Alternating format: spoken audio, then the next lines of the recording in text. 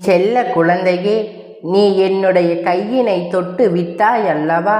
உன் அப்பன் சொன்னவுடன் நீ எதை பற்றியும் நீ சிந்திக்காமல் அப்பன் நம்மை தொட சொல்லி விட்டார் என்று என் கையை தொட்டாய் அல்லவா? அதற்காக உன் கையில் ஒன்றை தர முடிவெடுத்து இருக்கிறேன். என் தங்கமே, நீ நடக்கவே நடக்காது என்ற ஒரு விஷயத்தை புறம் கட்டி வைத்திருக்கிறாய். அந்த விஷயத்திற்காக எத்தனையோ முயற்சிகளை செய்தும் ஒரு சமயத்தில் நீ மேற்கொண்டு இருந்தாய். ஆனால் எதுவும் கை கொடுக்காமல் இனிமேல் இது நடக்காது, இது நம் வாழ்க்கையில் சரிப்பட்டு வராது, அதனால் நமக்கு கிடைக்காமல் சென்று இருக்கின்றது எண்ணி என் குழந்தை நீ வருத்தப்பட்டு கொண்டிருந்தாய் அல்லவா? என் தங்கமே, அந்த வருத்தங்களை எல்லாம் போக்கும் விதமாக உன் அப்பன் அந்த விஷயத்தை உன் கையில் ஒப்படைக்க வேண்டும் என்று நாளை குறித்து விட்டு வந்திருக்கிறேன். என் தங்கமே, இன்றிலிருந்து நீ குறித்து வைத்துக்கொள். என் 6வது நாள் வெள்ளிக்கிழமையில் நிச்சயமாக, சர்வ நிச்சயமாக உன் அப்பன் அதை உன் கையில் ஒப்படைக்கின்றேன். என் குழந்தையே, அப்பொழுது உனக்கு புரியும், நம் எதை நினைத்து இத்தனை காலம் வருத்தப்பட்டோமே அதை நம் அப்பன் மறக்கவில்லை. நம் வேண்டாம் என்று ஒதுக்கி விட்டு சென்றால் கூட நம் அப்பன் அதை நமக்கு தந்துவிட வேண்டும் என்று முடிவெடுத்து வைத்திருக்கின்றார். என் குழந்தையே, நீ ஒரு விஷயத்தை சொல்லிவிட்டு மறந்து விடலாம். அப்பனிடம் சொல்லிவிட்டோம், ஆனால் நடக்கவில்லை என்று நீ சென்று விடலாம். அவை ஒன்றை நினைவில் வைத்துக்கொள்.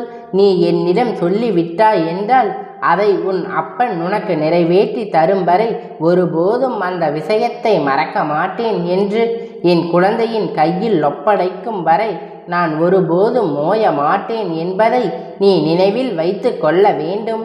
நீ நடக்காது என்று அதை விட்டு சென்று விட்டாய்.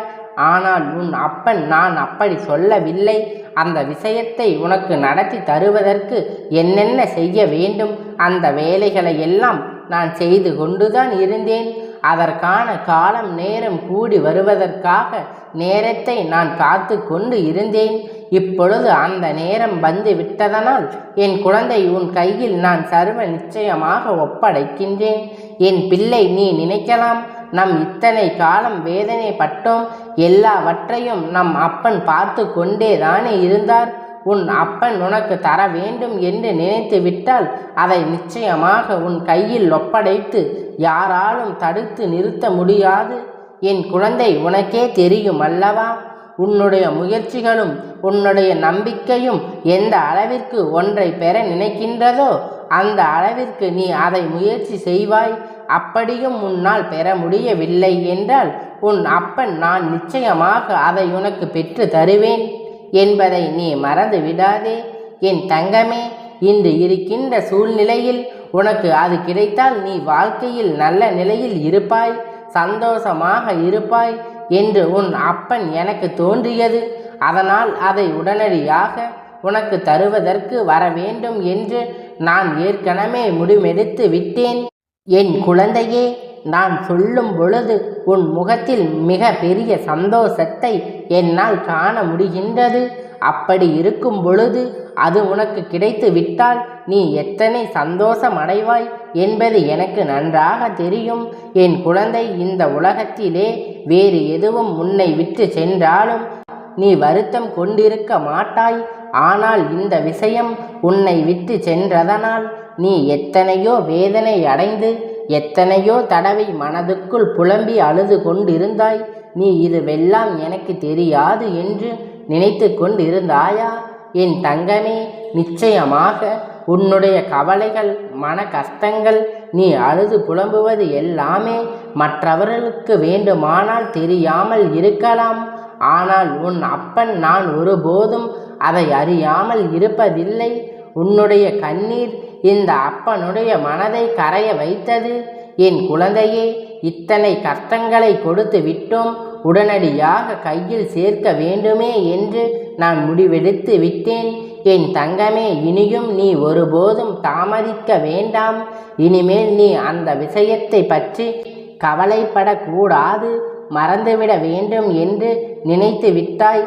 ஏனென்றால் அதனால் உனக்கு ஏற்பட்ட கஷ்டங்கள் நிறைய, அதனால் உனக்கு ஏற்பட்ட வலிகள் அதிகமாக இருந்ததனால் நீ அதனை மறக்க வேண்டும் என்றெல்லாம் என் குழந்தை, நிச்சயமாக உன் அப்பன் உனக்கு இதனை நிறைவேற்றி தரும் காலம் என் உயிர்தானே.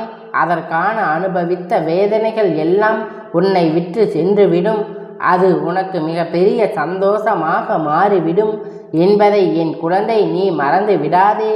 உன் அப்பன் என்று மன சந்தோஷத்தோடு தான் உன்னிடம் பேச வந்திருக்கிறேன்.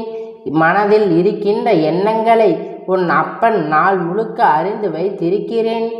என் குழந்தையே, என்ன வேண்டும், எப்பொழுது வேண்டும் என்று குழந்தை அதை நினைத்து எத்தனை கவலைப்பட்டது என்பதை எல்லாம் ஒன்று விடாமல் நான் அறிந்து கொண்டவன் உன் அப்பன் நான் அல்லவா? என் தங்கமே, நீ கவலைப்படாதே. நிச்சயம் உன் அப்பன் உனக்கு தர வேண்டும் என்று நல்ல முடிவினைத்தான் எடுத்திருக்கின்றேன். இனி நான் உனக்கு தராமல் செல்ல மாட்டேன். நீ என் மீது சந்தேகம் கொள்ளாதே.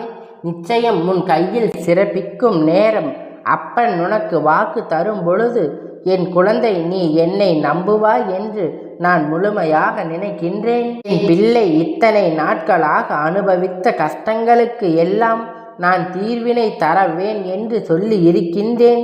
உன் அப்பன் அவ்வளவு எளிதாக உனக்கு வாக்கு தர மாட்டேன்.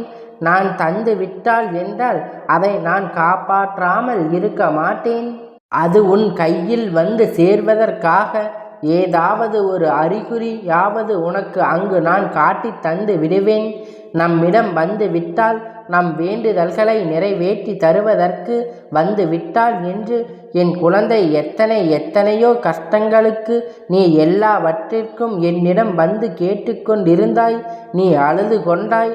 இந்த அப்பன் வந்து மன்றாடி, அப்பா, நீ எப்பொழுது எனக்கு மட்டும் செய்து தர மாட்டாயா? என்னை மட்டும் ஏன் இப்படி தவிக்க விடுகின்றாய் என்று என் குழந்தை, நீ அப்படி நினைக்காதே. எல்லா குழந்தைகளும் இதோ வார்த்தையைத்தான் என்னிடம் சொல்வார்கள். ஒருக்குமே அதற்கான நேரம் வரும்பொழுது தானே உன் அப்பன் நிறைவேற்றி தர முடியும். அதுவரை பொறுத்திருப்பது என்பது நிச்சயிக்கப்பட்ட விதி என்பதை என் குழந்தை நீ மறந்து விடாதே. என் தங்கமே, அப்பன் நான் வாழ்க்கையில் கஷ்டங்களை சந்தித்து விட்டேன் என்பதற்காகத்தான் எனக்கு எதுவும் கிடைக்கவில்லை. நான் இன்னும் கஷ்டங்களை மட்டும்தான் சந்திக்க வேண்டுமோ? நீ அப்படியே என்னை வாழ்க்கையில் ஆக்கி விடுவாயோ? இத்தனை வாழ்க்கை எனக்கு இப்படியே முடிந்து விடுமோ என்று எல்லாம் என் குழந்தை நீ தேவையில்லாமல் எண்ணி இருக்கின்றாய்.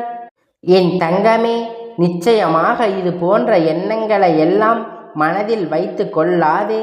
என் குழந்தை, இனி ஏதோ எங்கே சென்றாலும் சரி, என்ன செய்தாலும் சரி, உனக்கு துணையாக, உனக்கு பாதுகாப்பாக, உன்னுடைய விருப்பங்களை நிறைவேற்ற எப்பொழுதும் முன்னோடு உன் அப்பன் நான் இருக்கின்றேன்.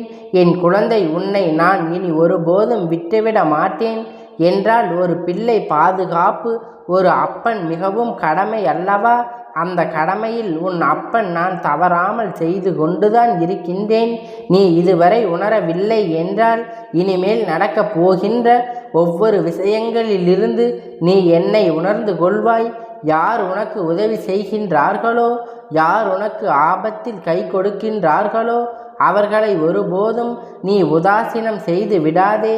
ஏனென்றால் நான் எந்த ரூபத்தில் வந்து உன்னை பார்ப்பேன் என்பது உனக்கு தெரியாது அல்லவா?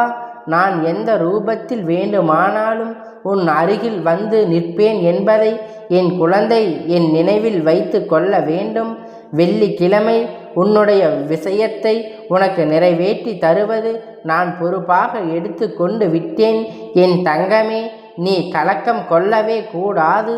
எப்பொழுதும் வருந்தக்கூடாது. நமக்கு கிடைக்காமல் போய்விடுமோ என்று நீ நினைத்த காரியத்தை கைவிட்டு விடக்கூடாது. நிச்சயமாக அது உனக்கானது என்றால் உன்னை விட்டு வேறு எங்கும் செல்லாது. உன்னிடம் வராமல் அது எங்கும் செல்லாது என்பதை நீ புரிந்து கொள்ள வேண்டும். பெண் குழந்தை, உன் வாழ்க்கை சந்தோஷமாக இருக்கப் போகின்ற நாட்களை நினைத்து நீ நிச்சயமாக முகம் மலரப் போகின்றாய். நீ எப்பொழுதுமே சிரித்து கொண்டு இருக்க வேண்டும் என்று உன் அப்பன் நான் ஆசைப்படுகின்றேன். என் குழந்தை ஆசைப்படுகின்ற நிறைவேற்றி தரப்போகின்றேன். என் செல்ல குழந்தையே, இந்த அப்பனுடைய ஆசீர்வாதங்கள் எப்பொழுதும் உனக்கு முழுமையாக கிடைத்து கொண்டே இருக்கும். கந்தா போற்றி, கடம்பா போற்றி, கதிர்வேலா போற்றி, ஆறுபடை வீடு கொண்ட முருகா போற்றி.